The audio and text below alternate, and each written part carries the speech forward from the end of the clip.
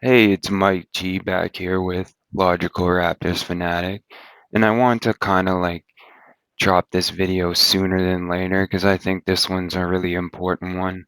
I think it deserved a little more time and thought and kind of how I was gonna compile it and I've been kind of brewing it up in my mind, thinking about how I'm gonna like relay this to everyone and kind of get that information that I want to say because this one is really close to the heart, I think, to many Raptors fans. And I think I don't want to diminish anyone's effort or will or buy into our team because I think anyone that has put the Raptors jersey on with pride and has given that effort and kind of bought into what we're doing here, even if they're not fully bought into the idea of Canada, they've bought into us, and I think that's commendable. But I want to focus more on like the actual effect on Canada and all that kind of stuff today. So enjoy.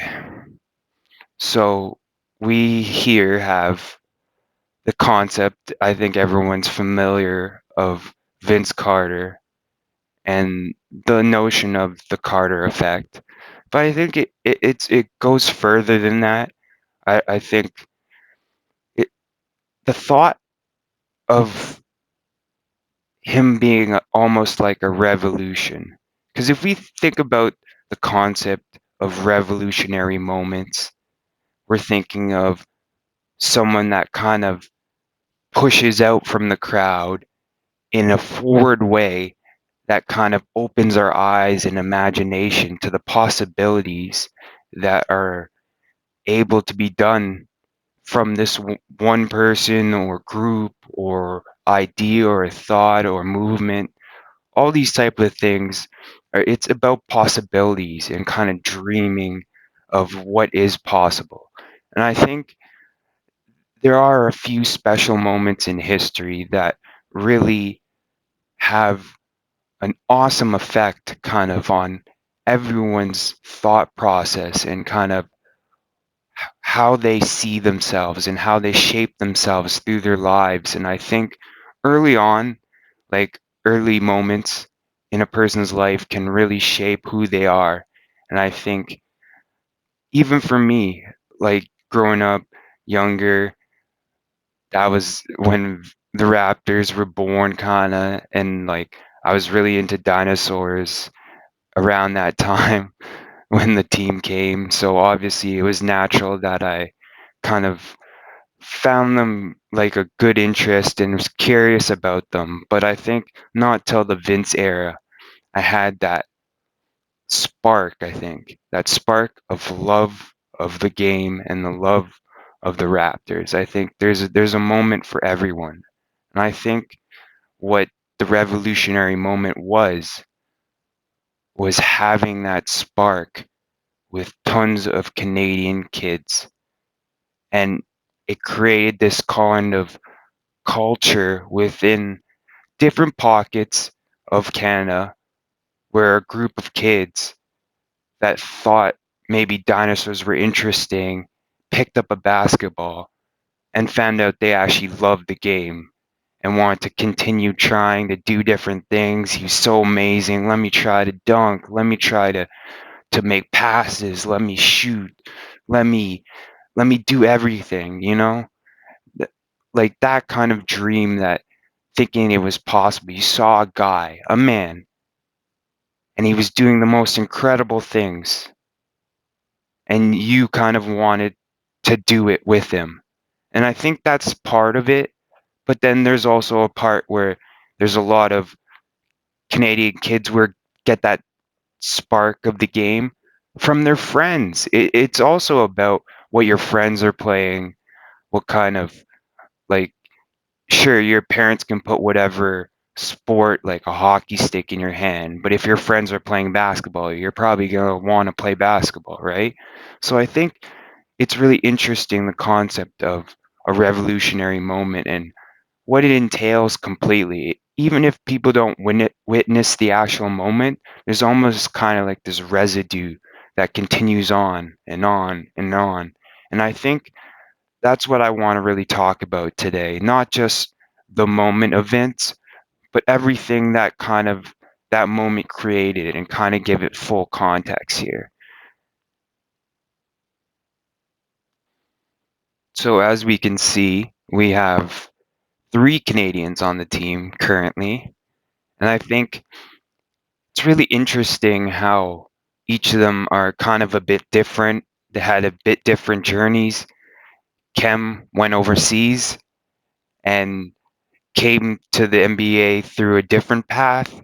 Chris Boucher had a different path. He was undrafted and signed. And Ben, obviously, I think more the focus of today's video here. Our first Toronto born drafted player to the Toronto Raptors.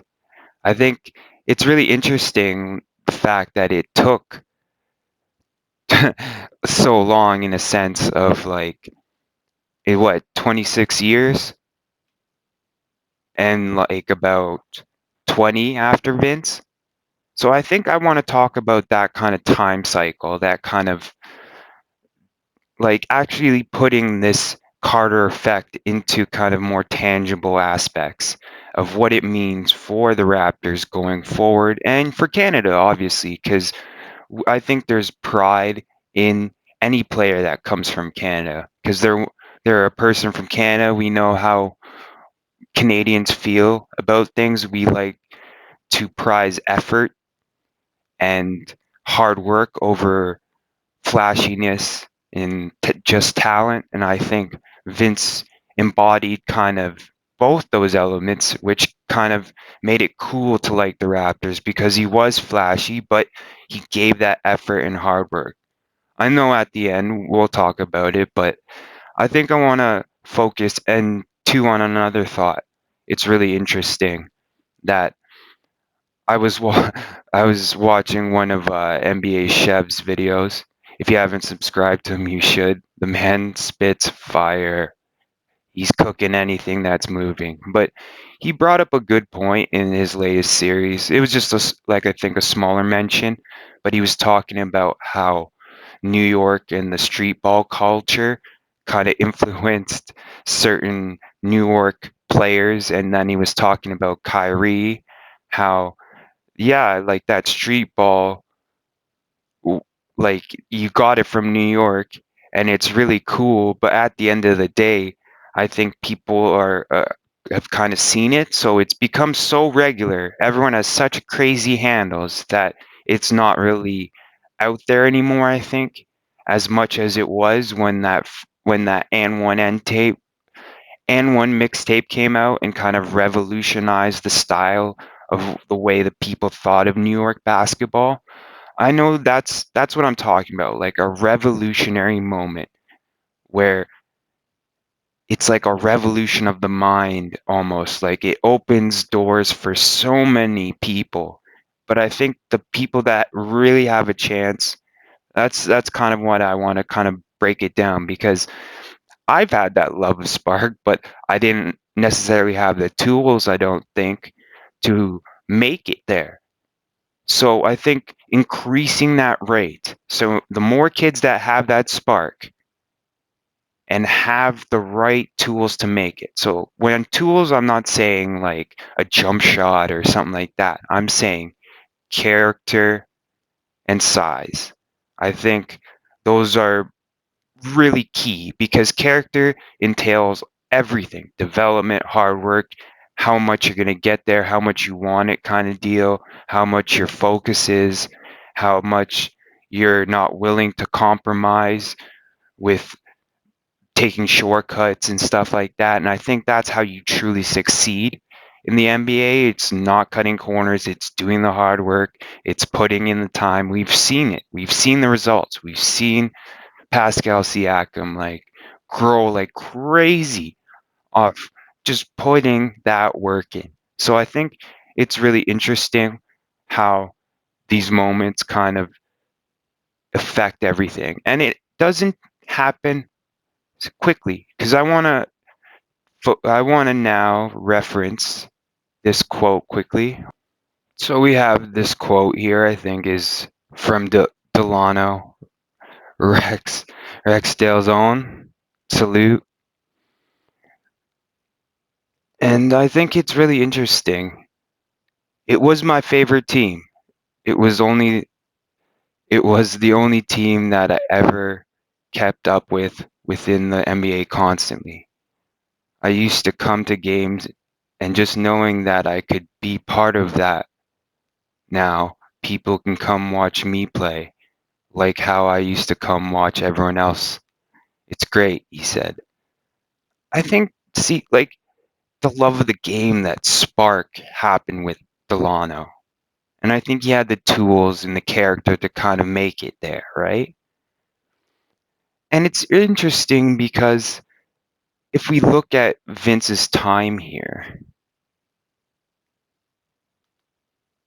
he did a lot of great things.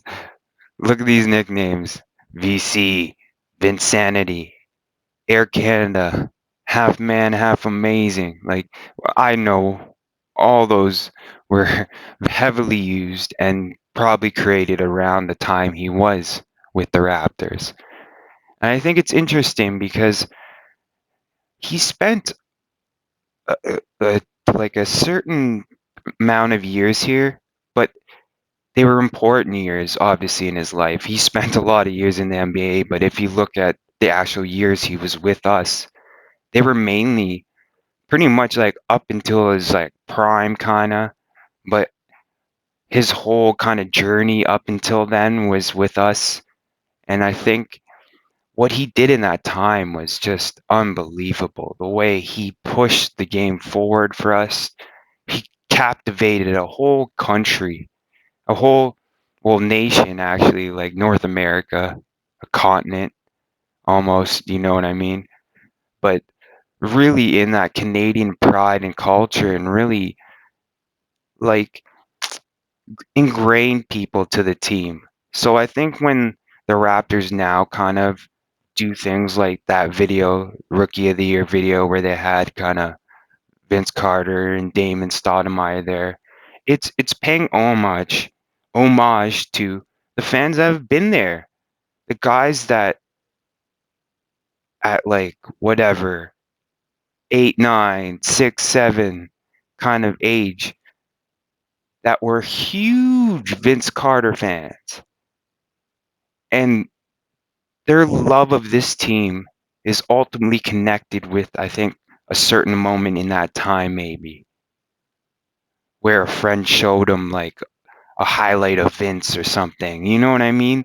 Something that really just made them fall in love. And I think paying homage to the past is a big part of what we're doing even right now, trying to put that concept together because now we've seen the results.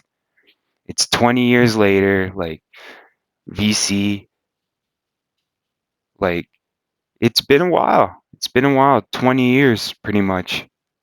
20 something years, 22 years. And I think the last couple of years, obviously, we know. I think there was a misconception in Toronto around how you treat players of professional status. Like, it's really interesting how they were, because the way NHL works, there's so many players. Like a player kind of dictating management wasn't really seen and wasn't really done. It wasn't really kind of accepted or seen as pliable. And I think they were still in that mode of like trying to run the basketball team like the hockey team. And I think the one disagreement was general manager, and I think Vince wanted Dr. J to come, but they didn't consult with Vince and they kind of got their own guy. But then it kind of just started to fall apart. And I think that was the same thing with Damon Stoudemire. The reason why he kind of left, he was really attached to Isaiah Thomas. And kind of when he left, I think the buy in from Stoudemire kind of waned. And I think it's hard to get guys to buy in. I think at first, obviously, Vince had his cousin, and I think that was his immediate buy-in. But then he fell in love with the city. He realized like how great the fans are and how supportive the fans are. I think that's always been with him. And I think that's always been with everyone that dons on the Raptors jersey. And I think there's a certain buzz with it, understanding the fan base and kind of I think it's important to have that touchstone on the team, like a guy from Toronto, a Canadian guy, someone that can kind of relate to a lot of the things that happened in the past and kind of give more context to a lot of different ideas that were prevalent in the fans' heads about what conception we're seen as. And I think that can help the players kind of manage their relationship with the fan base. And I think it also helps them appreciate what they're doing more because they're understanding in 20 years, some kid in the stands watching now is going to be in the NBA and say, I was watching so and so, and he really inspired me to do something. And maybe that get that spark of like just maybe you might be able to inspire a kid pushes the team harder. I think there's there's a there's an untapped potential there. And I think Masai's kind of looking at it and seeing what he can get from it because I think there's such dedication and effort. Like imagine being on the team and getting drafted by the team you grew up and loving your whole life.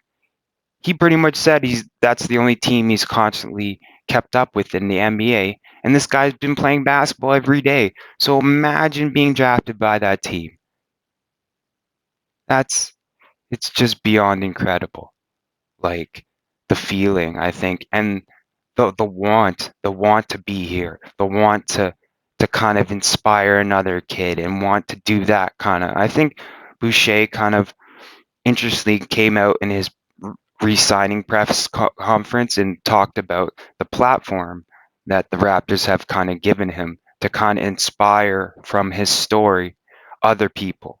And I think he's a really inspirational character. I I'll drop a little hint. I think my next video might be on our Canadian hustle, crazy, or I don't even know, man. He's such a great guy, and like his mind, like the way he sees things is really interesting. Like his podcast, like really watching it and get to know him a little bit more, like behind the scenes, kind of Chris a bit.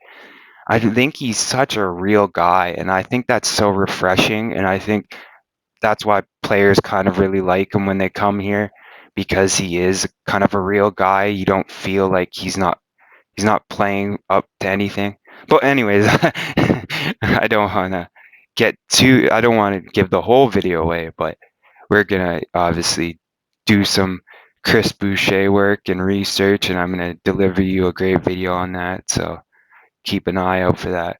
But let's continue here. So okay, I wanted to touch on one point here, and I wanted to kind of lock in that time cycle here now. Okay, so we can see that Vince played from 98 to about 205, right? And if we look over here, it's interesting because we look at his age. Oh, wait, what? So when Vince came to the Raptors, Delano wasn't even born. Hmm. So wait up. Vince's rookie year, he was one. So y- yeah, that's interesting because he would have been three at the dunk contest and five when Vince left. So how does that even make sense? Like the first guy drafted by the Raptors wasn't even really old enough to kind of even experience the Vince culture era, or Vince Carter era. Sorry, the Vince Carter culture in that era. And I think it's really interesting because this is where the I want to talk about time cycles in the NBA. We've seen a lot of changes to the game, and I think it takes about like 15, 20 years to kind of really get ingrained, because I think the spark has to be early enough where they shape their whole identity around that revolutionary thought versus just adding that revolutionary thought to a body of work. I think there's a concept of the the half the glass half empty being, you're able to fill it with something. And I think Masai, which is also something I have to lay down a lot of concepts and thoughts before I kind of fully expand on this. But I think Masai tends to look for those guys that have an emptier cup but have the skills kind of, and he can build them up with good habits and all those type of things. And I think that really matters when you come to like the NBA and longevity and stuff. But okay, back to his time though. So how does that even make sense? But I remember he clarified that he didn't actually watch the Vince Carter era. He was more of a Bosch fan. So how did a kid in the Bosch era get that same spark when we weren't as good? It doesn't make any sense, right? Well, it does, because of that concept I said earlier. The friends, the older kids he saw, so probably the kids 4 or 5 years older, were around for that Vince era and were ingrained in kind of in love with the basketball already, playing basketball. I think obviously Delano, if you're a smaller kid at the time, when you see the old guys playing ball and seeing what they're doing and stuff like that, you kind of fall in love with it from that. Maybe not necessarily the great play on the court. So there's a residual effect, but it lessens over time. So I think right now we're seeing great, a great crop of Canadian talent. But I think it's probably gonna stabilize at some point where we have the Canadians we have kind of deal. Like 35 is a lot, but it'll probably stabilize eventually after a couple more or so. But when we look at the totality of, let's I this is the first time I kind of really brought up the 2019. I want to dive into it more, but I wanted to kind of lay down a couple different thoughts. But I'm going to lay down one thought here. It's interesting because the way the time cycle works, where we saw about like 20 years pretty much after VC had that revolutionary moment, we just had another revolutionary moment, the 2019 championship and the run that Kawhi and everyone went on. And I think if you look at those metrics, in the year 2039, we will have an amazing, outstanding group of Canadian talent. And I think it's really interesting knowing that, kind of seeing this effect on such a smaller scale with Vince, and it ripple out even further past Vince's time to now then be dovetailed kind of with this championship. And I think this is going to really increase the talent and increase the spark, like the amount of kids that have that spark and have the tools and the gifts. And I think there's going to be a wave of great Canadian talent. And I think that's always good to kind of put in context of everything that we that the Raptors do kind of even now, that it does have a massive effect on later on. And I think that great culture that they had that year in 2019 of defense and team first and all those kind of things will be ingrained in those Canadian players growing up. So they will love the game the right way. There'll be some that see it in a different light, but I think the majority of them will adopt the culture, the thing that they fell in love with, the moment they then try to ingrain and try to be that. So it's really interesting, obviously, all of this. And I think this NBA time cycle applies to most different changes, rule changes, team accomplishments. You could see the talent boost in the area kind of around certain events. And I just wanted to kind of go a little bit deeper into what the Carter effect really was and meant. And I think it's been a great journey since then. And it's been an exciting 26 years of this franchise. And I can't wait to see what's next. Masai's gotten us going in the best direction we've ever had, I think, in my mind.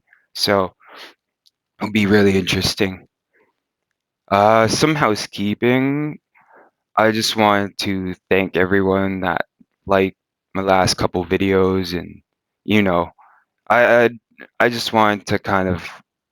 I don't really like to kind of ask for that a lot and stuff like that. If people feel they want to like something or subscribe or whatever, they'll do it. I feel in my mind. So I just want to thank you for everyone that has subscribed, liked, commented. I see all of it. It's real nice. It helps me definitely put more time into my videos and keeps me thinking of how I can kind of present different more concepts. I have tons of ideas. I got a bunch more ideas. I got a bunch more different things that are percolating. I want to lay down some groundwork, different things, and I want to kind of build up to certain more complicated videos. So I think if you're riding with this journey with us and me, thank you. I'm definitely gonna continue to work on production, and I want everyone to know I hope you have a blessed and safe and enjoyable rest of the kind of summer here. Summer camp starting soon, so it's going to be really interesting. I can't wait for this season. I think we're going to do great. All right, see you guys.